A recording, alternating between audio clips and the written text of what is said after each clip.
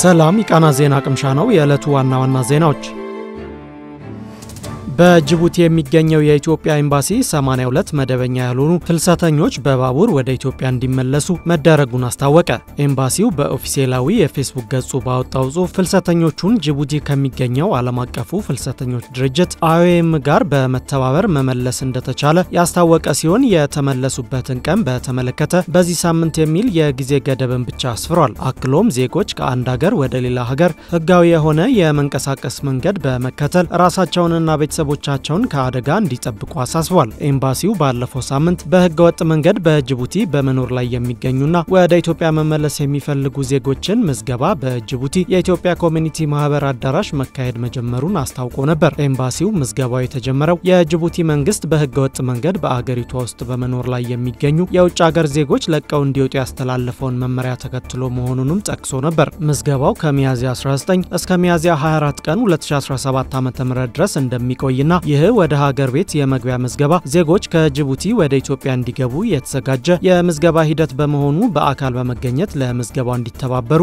ማሳሰቢያ አውጥቶ ነበር። ኤምባሲው ይህ ዜና እስከተጠናቀረበት ሰዓት ድረስ ምን ያህል ዜጎች በፈቃደኝነት ወደ ሀገራቸው ለመመለስ ምዝገባ እንዳከናወኑ ያሳወቀው ነገር የለም። የጅቡቲ መንግስት ህጋዊ የመኖሪያ ሰነድ ሳይኖራቸው በሀገሪቱ ውስጥ የሚኖሩ የውጭ ሀገር ዜጎች ካለፈው ወር መጋቢት 11 ቀን 2017 ዓ.ም ጀምሮ እስከ አርብ ሚያዝያ 24 ቀን 2017 ዓ.ም ድረስ ባለው ጊዜ ውስጥ በፈቃደኝነት ወደ ሀገራቸው እንዲመለሱ ይህንን የማይተገብሩ ደግሞ በፖሊስ ኃይል ወደ መጡበት ሀገር እንዲመለሱ እንደሚያደርግ አሳውቆ ነበር። ይህንን ተከትሎ የኢትዮጵያ ኤምባሲ የጅቡቲ መንግስት ከሀገር የማስወጣት ሂደቱን ለ3 ወራት እንዲያራዝም ቢጠይቅም ተቀባይነት ሳያገኝ መቅረቱ ይታወሳል። የሱዳን ፈጥኖ ደራሽ ኃይል በብሔራዊ ጦር የሚደገፈው መንግስት መቀመጫ የሆነችው ፖርት ሱዳንን ለመጀመሪያ ጊዜ ማጥቃቱ ተገለጸ። ፈጥኖ ደራሽ ኃይሉ ትላንት ለመጀመሪያ ጊዜ በፖርት ሱዳን ጥቃት መክፈቱን አጃንስ ፍራንስ ፕሬስ ዘግቧል። ከሱዳን ብሔራዊ ጦር ጋር መፋለም ከጀመረ 2 ዓመት ያስቆጠረው ልዩ ኃይሉ ባለፈው መጋቢት ካርቱምን ከተነጠቀ በኋላ ሰው አልባ አውሮፕላኖችን እየተጠቀመ ስለመሆኑ ይነገርለታል። የሱዳን ብሔራዊ ጦር ቃል አቀባይ ነቢል አብደላ ባወጡት መግለጫ ፈጥኖ ደራሽ ኃይሉ ኦስማን ዲግና አየር ኃይልን፣ የሸቀጦች መጋዘን እንዲሁም በፖርት ሱዳን የሚገኙ አንዳንድ የሲቪል ተቋማትን በአጥፍቶ ጠፊ ሰው አልባ አውሮፕላኖች ኢላማ ማድረጉን ተናግረዋል። በጥቃቱ ይህ ነው የሚባል ጉዳት እንዳልደረሰ መናገራቸውን የፈረንሳዩ የዜና ወኪል ዘግቧል። ዘገባው አክሎም ከቀይ ባህር ዳርቻ በስተምዕራብ ወደሚገኝ አየር ኃይል ሲያመራ የነበረ ሰው አልባ አውሮፕላን በብሔራዊ ጦሩ ጸረ አውሮፕላን መመታቱን ጠቅሷል። 3 ሰዓት ተኩል በፈጀው ጥቃትም ፈጥኖ ደራሽ ኃይሉ 11 ሰው አልባ አውሮፕላኖችን መጠቀሙ ተገልጿል። የሱዳን መንግስት የተባበሩት አረብ ኤሚሬቶች ለፈጥኖ ደራሽ ኃይሉ የላቁ ሰው አልባ አውሮፕላኖችን ታቀርባለች ሲል ይከሳል። የተባበሩት አረብ ኤሚሬቶች በበኩሏ በተባበሩት መንግስታት ድርጅት ባለሙያዎችና በሌሎች ዓለም አቀፍ ተቋማት ለቡድኑ የድሮን ድጋፍ ሰጥታለች በሚል የሚሰነዘርባትን ወቀሳ ታጣጥላለች። በተመሳሳይ ከሰሞኑ ፈጥኖ ደራሽ ኃይሉ ከኤርትራ ድንበር አቅራቢያ በምትገኘው የከሰላ ከተማ ላይ በሰው አልባ አውሮፕላኖች ጥቃት መፈጸሙን የሱዳን ብሔራዊ ጦር ወታደራዊ ምንጮቹን ጠቅሶ ዘገባው አስታውሷል። ልዩ ኃይሉ ከቀናት በፊት ደግሞ በካርቱም በሚገኘው ቤተ መንግስት ላይ ጥቃት ከፍቶ እንደነበር ይታወሳል።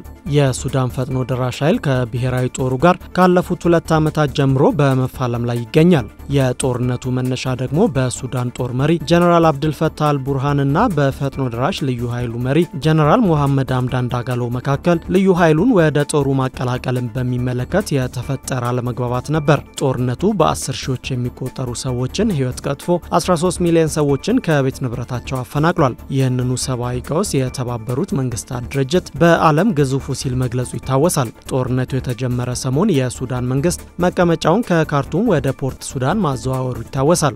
የወደብ ከተማ የሆነችው ፖርት ሱዳንም እስከ ትላንት ድረስ የጦርነቱ ገፈት ቀማሽ አልነበረችም።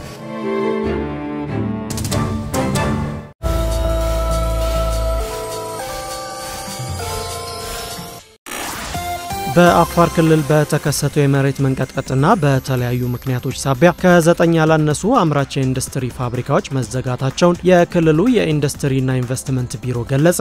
ይህ የተገለጸው በህዝብ ተወካዮች ምክር ቤት የኢንዱስትሪና ማዕድን ጉዳዮች ቋሚ ኮሚቴ በአፋር ክልል የሚገኙ የማዕድናትንና አምራች ኢንዱስትሪዎችን የስራ እንቅስቃሴ ተዘዋውሮ ከጎበኘ በኋላ ለክልሉ የዘርፉ አመራሮች ግብረ መልስ በሰጠበት ወቅት ነው። በዚህ ወቅት የቋሚ ኮሚቴው አባልና የቡድኑ አስተባባሪ ፍቃዱ ሞሲሳ አምራች ኢንዱስትሪዎች ከስራ ዕድል ፈጠራ ተኪ ምርት ከማምረትና የውጭ ምንዛሬን ከማሳደግ አኳያ የሚደረጉ ጥረቶች በጥንካሬ የሚታዩ መሆናቸውን እንደተናገሩ ምክር ቤቱ በኦፊሴላዊ የፌስቡክ ገጹ ባወጣው ጽሑፍ አስነብቧል። በአንጻሩ በተለያዩ ምክንያቶች የተዘጉና ስራ ያቆሙ ኢንዱስትሪዎች ተከፍተው ስራ እንዲጀምሩ ችግሮች በየፈርጁ ተለይተው ሊፈቱላቸው እንደሚገባ አሳስበዋል። የቋሚ ኮሚቴው አባላት በበኩላቸው የኤሌክትሪክ መቆራረጥ፣ የጥሬ ዕቃ አቅርቦት፣ የኢንቨስትመንት ፍቃድ አሰጣጥን ከገቢዎችና ጉምሩክ ጋር በተገናኘ የሚስተዋሉ ማነቆ ችግሮች መፍትሄ የሚሹ አበይት ጉዳዮች መሆናቸውን ጠቅሰዋል። እንዲሁም የኢንዱስትሪ ማሽነሪዎች እርጅና፣ የአካባቢ ተጽዕኖ ግምገማና